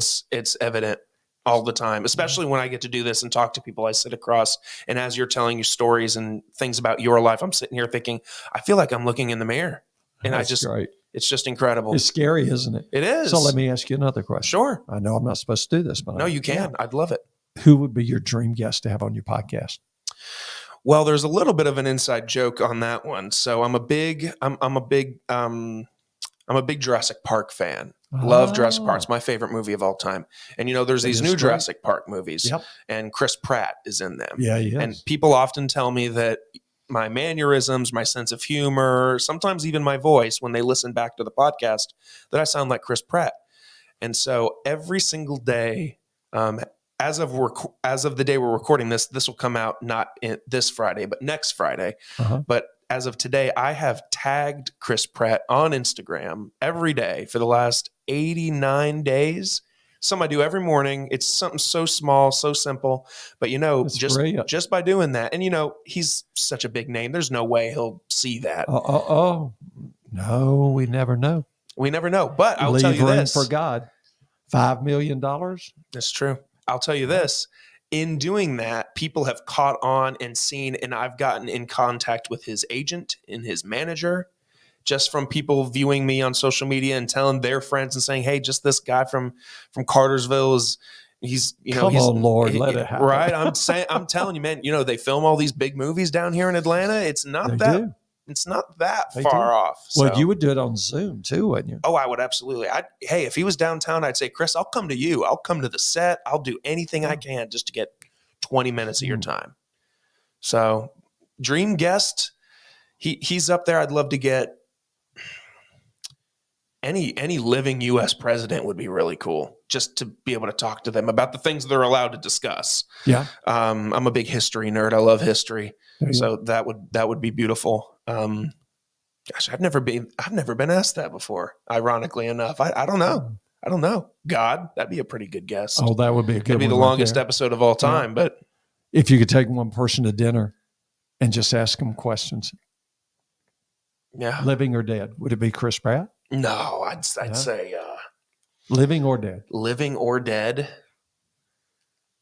Oh man, the history nerd in me wants to say Abraham Lincoln. That's mine. Really? Lincoln. I think he's the most fascinating person. If you haven't read the book called Team of Rivals. I have not. Doris Kearns Goodwin, she's my favorite history writer. She's absolutely brilliant, just brilliant. Do you do masterclass? Are you familiar with masterclass? I'm familiar with it. I've never done it. I know Lynch just had me speak to a group of pastors, and I gave them all masterclass as a gift. Okay. I gave it to Mike as well. And on masterclass, Doris Kearns Goodwin is one of the lecturers, and she is absolutely fascinating. But the story of Abraham Lincoln and the deal Team of Rivals is that when he was running for the nomination for Republican president, there were 4 other guys, 3 primarily, who were running against him, and they vilified him. They degraded him. They said he's a long-armed ape. Some people say he had Malthusian syndrome and the high forehead and the longer arms and all of that. They called him a hayseed. They ripped him to shreds. And Doris Kearns Goodwin's being the amazing historical writer she is, you don't have to say, well, that's just what people said. They said, no, she went back and got the letters they wrote their wives while they were on the road. And here's what I think of Abraham Lincoln. So this is pure, I'm writing to my wife telling her how I feel about this person. And it was ugly, I'm sure. Oh my God, it was brutal. So he ends up winning the nomination. Sure. He ends up becoming president. Then he decides, I'm putting those 3 men in my cabinet. And they went, are you insane? After what they said about you, after what they did? And he said, The needs of the nation are greater than my personal feelings. How in the world do you have that kind of character? I don't know if anyone ever has. It was But him. unbelievable. He was unbelievable. And Seward was one of those people that had vilified him and became, I think, his defense chairman or whatever. Sure. But he's the one that when he died, he said, now he belongs to the H's. And so hence the term team of rivals.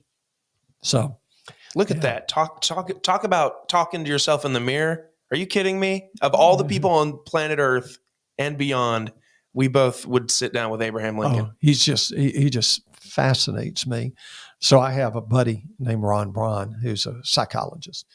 And Ron called me one day and said, hey, and Ron's always doing interesting things, but he never tells me everything that he's doing.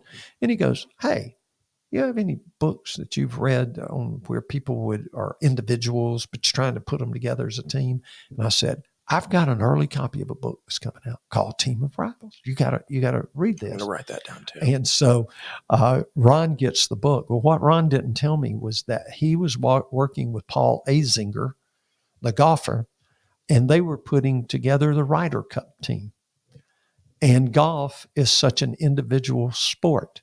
But in the Ryder Cup, you've got to work together as a team.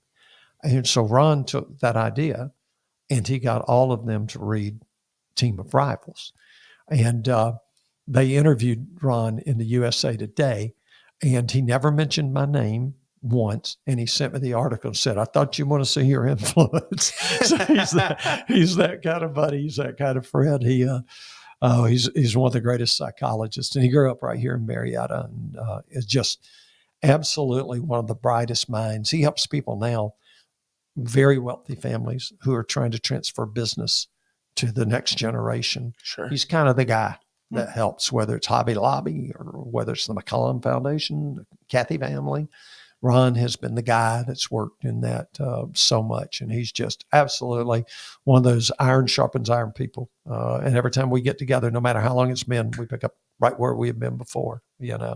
He walked me through when my wife died. He walked me through those darkest days, and so just his wisdom, his friendship, encouragement during that time meant the world to me. Absolutely. What other questions you got? I've got just a couple more, my friend.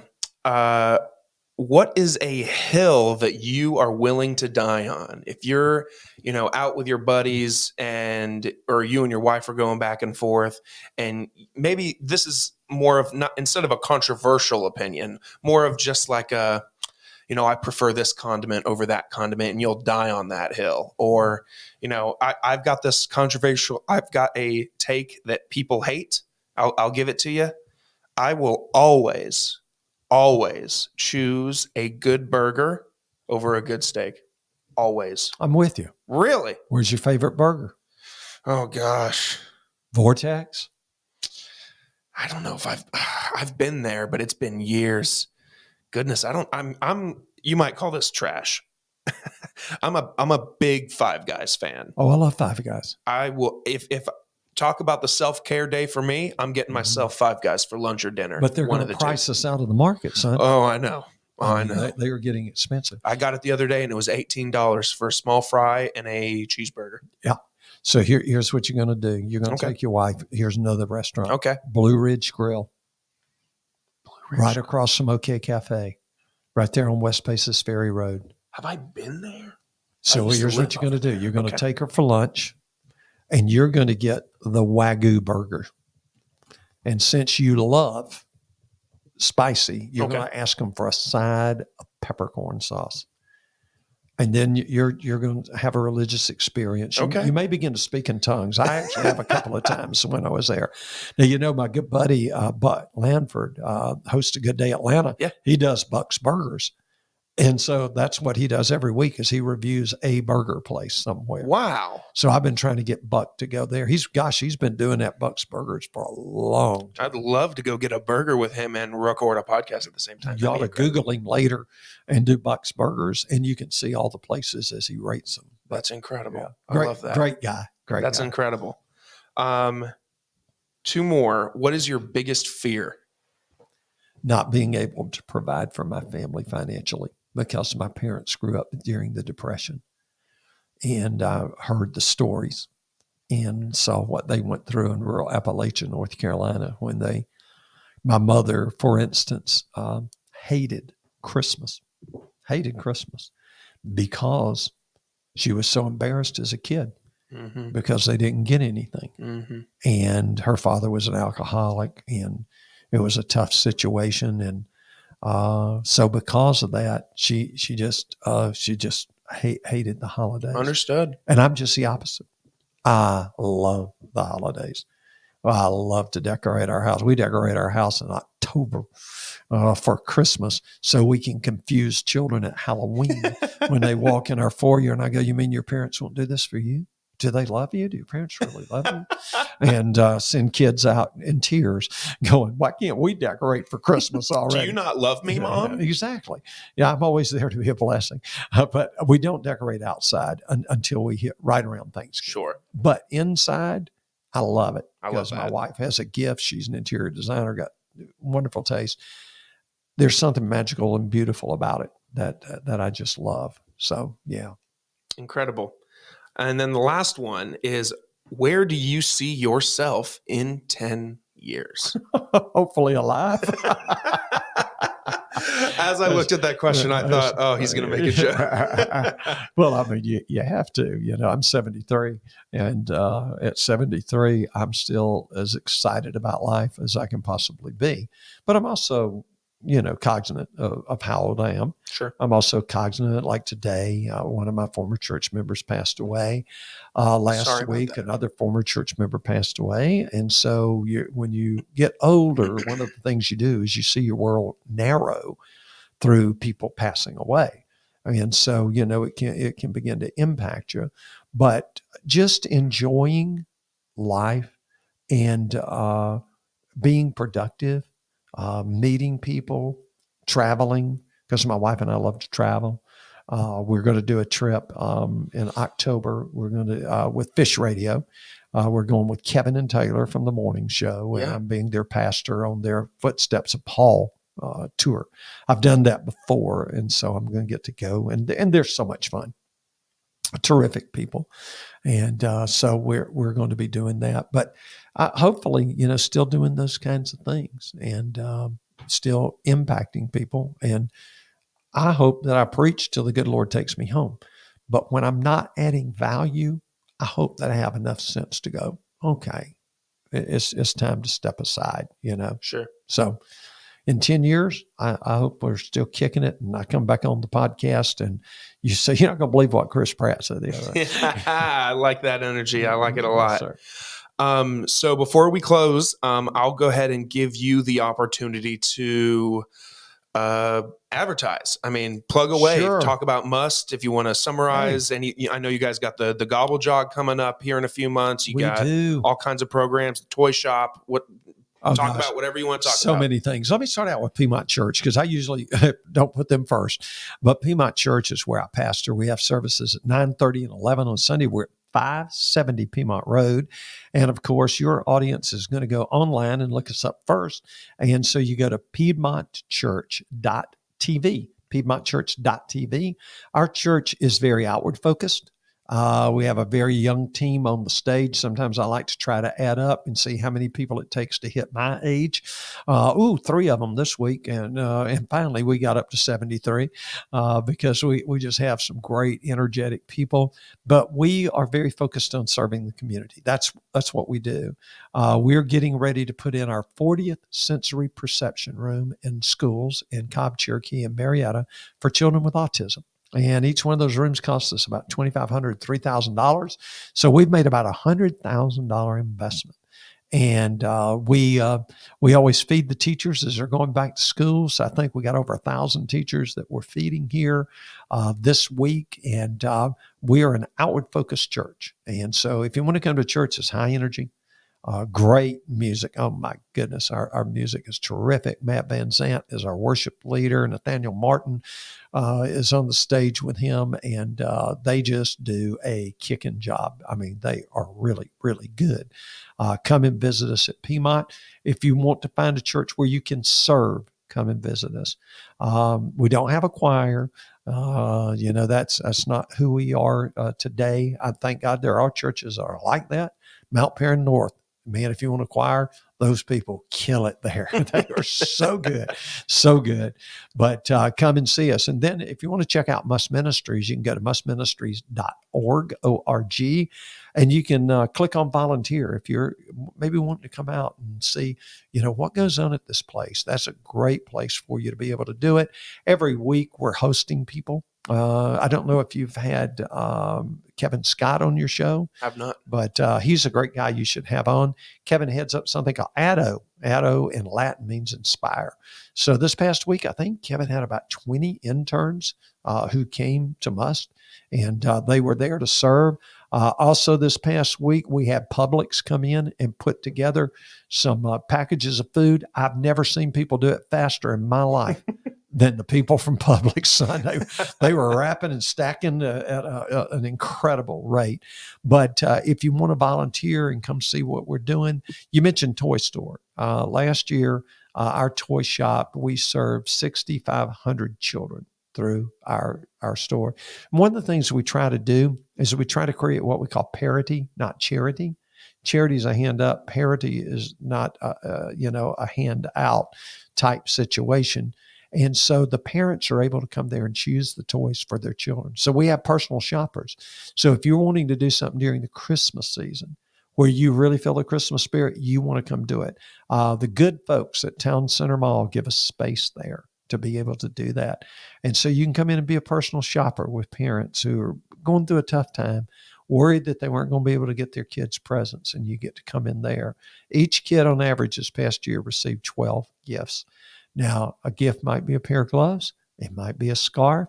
If you're looking for a bicycle, we usually have a ton of bicycles because there are people that was their favorite Christmas gift, and they go, I want to make sure kids have bikes. Yeah. So, whether it's C.W. Matthews doing a great job helping us to buy the bicycles, Eastside Baptist Church in Marietta, another great church that, man, they've helped us to buy so many bicycles. And maybe you've got a company and you're going, well, hey, we're looking for something to invest ourselves in this Christmas. Do a toy drive for us. Do a food drive. All of those things are important. When you're giving away 5 tons of food a day, you need a lot of resources to be able to do that. And when you go to the North Georgia Fair, check it out real good. It's coming up here soon. Our buddies over there are terrific. They do the single largest food drive for us that we have. And so love the North Georgia Fair, and just everything they do at Jim R. Miller Park for us is fantastic. Incredible. I can't thank you enough for doing this with me. It's interviews like this and conversations like this that really, truly, and I don't just say this to everybody, I truly it just fires me to my inner core.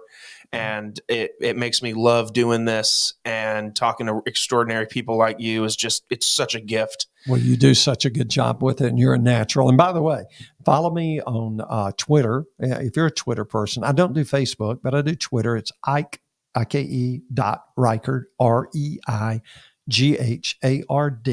Same thing on Instagram. Usually my posts are quotes, things like that. My family, obviously, we had a birthday yesterday for my youngest daughter. And so we got to celebrate, and we went to Chops, another one of our favorite restaurants. We love to eat out because my wife does not cook. And one time years ago, and I'm not making this up, we were doing a church cookbook, and she and they wanted recipes, and so my wife sent them a list of telephone numbers and our favorite restaurants. So we eat out a lot at our house. I like that a lot. So one big fat thank you. Well, thank you, brother. Truly appreciate it, and I can't wait for the next time because I feel like I only scratched the surface. Well, I can't wait to listen to the broadcast and to listen to the many others you're going to be doing. And come on, Chris Pratt, come through. There we go. We got Dr. Ike on the Chris Pratt train. Let's go.